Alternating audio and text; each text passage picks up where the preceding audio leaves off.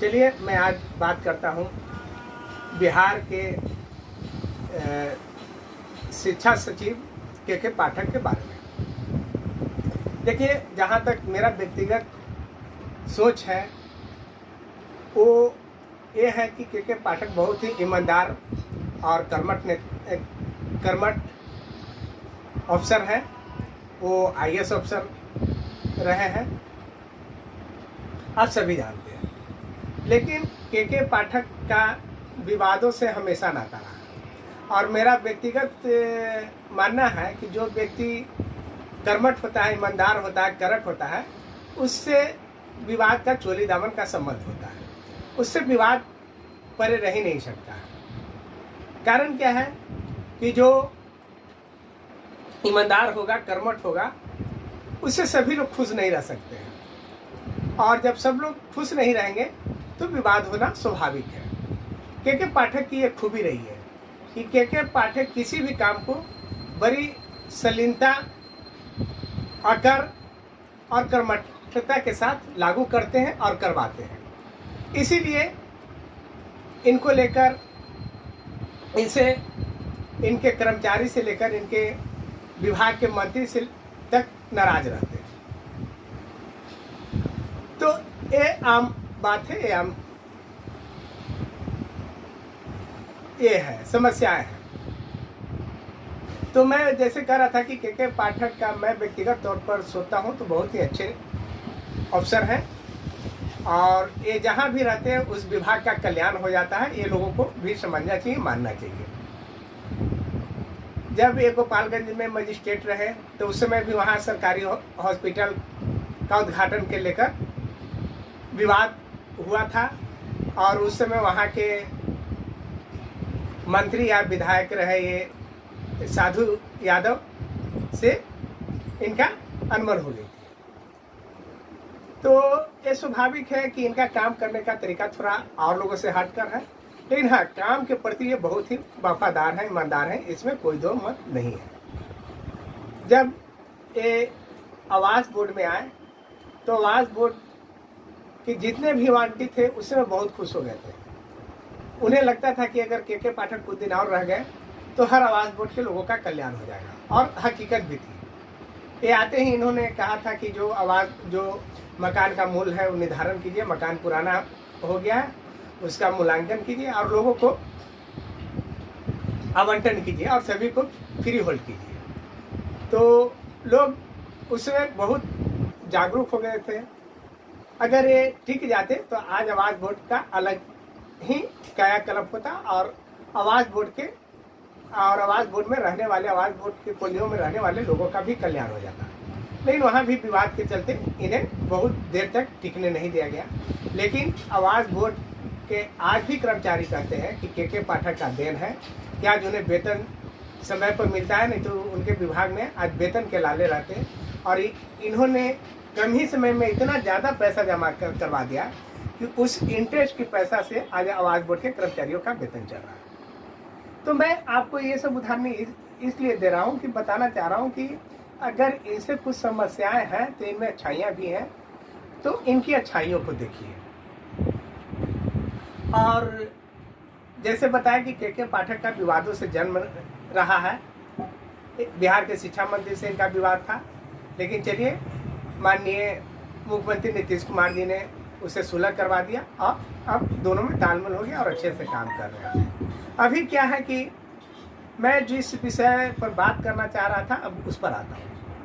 अभी क्या है कि जब से ये बिहार के शिक्षा सचिव हुए तब से टीचरों में हड़कंप है। ऐसा नहीं है कि सभी टीचरों में हड़कंप है। जो समय से जाते उन्हें कोई दिक्कत नहीं है, जो समय से नहीं जाते उन्हें परेशानी है। शिक्षा विभाग में ये भी बहुत बड़ी बात है कि बहुत से टीचर नदारत रहते हैं, इसे आप झुठला नहीं सकते। वो घर रहते हैं, हाजिरी बनाते हैं, इसे आप झुठला नहीं सकते। तो उन टीचरों को परेशानी हो रही है। लेकिन जो टीचर ईमानदारी से ड्यूटी करते हैं उन्हें क्यों परेशानी हो रही है? उन्हें कोई परेशानी नहीं है। और जैसे कि आप जानते हैं कि हर विभाग में अच्छे और बुरे लोग होते हैं, तो जो बुरे लोग हैं वो थोड़ा सा ज़्यादा इनसे परेशान हैं।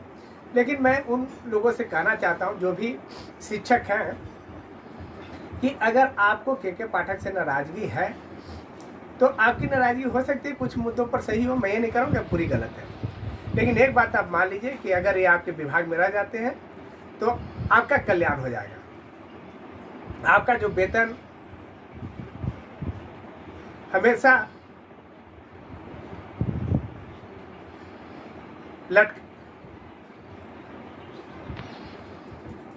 स्टॉप कर देना।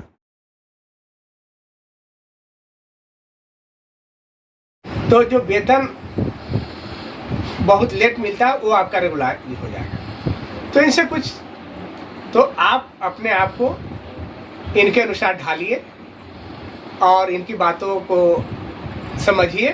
ये उतने बुरे नहीं है जितने लगते हैं। ये मेरा व्यक्तिगत राय है। तो मैं कहना चाह रहा हूँ कि के पाठक जी का एक बात है, एक ही नहीं दो बातें हैं जिससे शिक्षकों में थोड़ा सा रोष है, नाराजगी है, और इस पर भी के पाठक जी को ध्यान देना चाहिए। पहली बात तो हाजिरी जो है मोबाइल से बनाना चाहते हैं। चलिए अच्छा बात है, होना चाहिए, लेकिन मोबाइल जो है आप विभाग को मुहैया कराइए, टीचर को मुहैया कराइए, तब ना। क्या है कि जो भी मोबाइल है तो टीचर अपने पैसे से लिए, अपने उपयोग के लिए हैं। तो आप ये दबाव नहीं दे सकते हैं कि हाजी मोबाइल से बनाइए। वो बनाएंगे, आप अपने विभाग को आदेश दीजिए, जितने भी बिहार के शिक्षक हैं उन्हें मोबाइल मुहैया कराएं। क्यों नहीं बनाएंगे? अरे अटेंडेंस की बात है तो आप बायोमेट्रिक करवा लीजिए। बायोमेट्रिक से भी तो हो सकता है, मोबाइल ही एक ऑप्शन नहीं है। लेकिन लगता है आप बेहतर समझते होंगे, तो आप सब टीचरों को मोबाइल मुहैया करा दीजिए, ताकि कल होकर टीचर को ये कहने के लिए नहीं रह जाए कि भाई मेरा तो व्यक्तिगत चीज़ है, मैं इसे ऑफिशियल यूज में क्यों लाऊं या सरकारी काम में क्यों लाऊं, मैं अपने पर्सनल मोबाइल को सरकारी काम में क्यों यूज करूं। तो आपको इस पर ध्यान देना चाहिए। एक बात और है जिस पर कि लोगों में रोष है कि अदालत भी शिक्षकों के पक्ष में कह चुका है कि अगर क्लास में बच्चे कम आते हैं तो उसके लिए शिक्षक जिम्मेवार नहीं है, उन्हें किसी तरह की सजा नहीं दी जा सकती, उनका वेतन नहीं काटा जा सकता है। यह कहने का तात्पर्य है कि उनको मतलब किसी तरह से पनिश नहीं कर सकते। लेकिन आप कहते हैं कि नहीं, अगर स्कूल में बच्चे नहीं आ रहे तो इसके लिए शिक्षक जिम्मेवार है। तो थोड़ा सा आप इस पर विचार कीजिए, और टीचरों को भी सोचना होगा कि बच्चे कम क्यों आते हैं। आप भी इस पहलू को गौर कीजिए, कहीं आपकी पढ़ाने में तो कमी नहीं है, क्योंकि पढ़ाई का स्तर नहीं रहने से भी बच्चे स्कूल से भागते हैं, इसमें कोई दो राय नहीं है। आप इस बात को भी थोड़ा समझिए। हो सकता है आप मेरे इस बात से समर्थ ना हो। मैं सब टीचरों की बात नहीं कर रहा हूँ, मैं ये नहीं कर रहा हूँ कि सब टीचर खराब हैं या सब टीचर कामचोर हैं। मैं कुछ ही टीचरों की बात करता हूँ। लेकिन जैसे कहा गया ना कि एक सड़ी हुई मछली पूरे तालाब को गंदा कर देती है, तो वही बात है।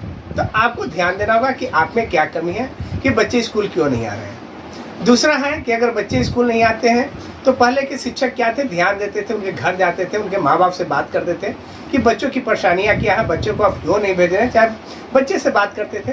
तो थोड़ा सा आप भी इसको अपनाइए, बच्चों से मिलिए। उन बच्चों से नहीं मिलते तो उनको गार्जियन से मिलिए कि बच्चे क्यों नहीं आ रहे हैं, उनका फीडबैक लीजिए, और उनके गार्जियन और बच्चे को बातों को समझते हुए दोनों का समाधान निकालने की कोशिश कीजिए। जरूर स्कूल में उपस्थिति बढ़ेगी, और सबसे बड़ी बात है कि उपस्थिति तो बच्चों की बढ़ेगी। जब अच्छी पढ़ाई होगी तो स्वाभाविक है कि बच्चे स्कूल में बढ़ेंगे, और इसमें केवल शिक्षकों का दोष ही देना उचित नहीं है। आज भी स्कूल में बहुत सा अभाव है, कहीं सुलह शौचालय नहीं है, कहीं पीने के लिए पानी नहीं है, कहीं बैठने के लिए बेंच टेबल नहीं है, कहीं जाने के लिए रास्ता नहीं है।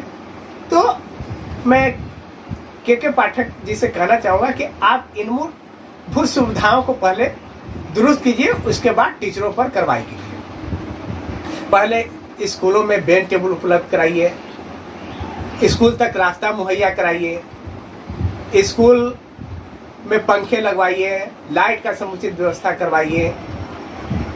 जो भी मूलभूत बच्चों को चाहिए आवश्यकता है किताब की व्यवस्था करवाइए। उसके बाद आप टीचरों पर कार्रवाई कीजिए, क्योंकि सिर्फ एक पहलू पर आप ध्यान देंगे तो नहीं होगा। अब मैं टीचरों से भी कहना चाहूँगा कि आपके वरीय पदाधिकारी हैं, उनकी बातों से आप लोग तालमेल बैठाइए, उनके मुताबिक काम कीजिए। आपको आने वाला समय में दिक्कत नहीं होगा। आज हो सकता है थोड़ा सा दिक्कत हो, लेकिन फिर दिक्कत नहीं होगा। तो ये दोनों पहलू पर ध्यान देना पड़ेगा। मैं अभी देखता हूँ कि पटना जो कि राजधानी, वहाँ भी अभी कुछ स्कूल में देखता हूँ कि बच्चे बोरा पर बैठते हैं।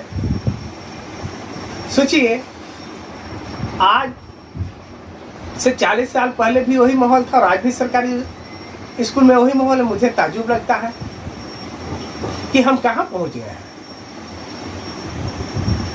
आज भी बच्चे हमारे बोरा पर बैठ रहे हैं, टेबल नहीं है, बेंच नहीं है, सुलभ शौचालय की व्यवस्था नहीं है, पीने की पानी की व्यवस्था नहीं है। तो मैं के पाठक जी से कहना चाहूँगा कि आप थोड़ा सा इस पर भी अच्छा से ध्यान दीजिए। जहाँ इसकी आवश्यकताएं हैं उसके पूर्ति करवाइए। फिर टीचर क्यों नहीं पढ़ाएंगे, खूब पढ़ाएंगे और मन से पढ़ाएंगे। पहले जितने भी IAS IPS बनते थे सरकारी स्कूल के ही बच्चे बनते थे। तो ऐसा नहीं कि सरकारी स्कूल में पढ़ाइयाँ नहीं होती थी।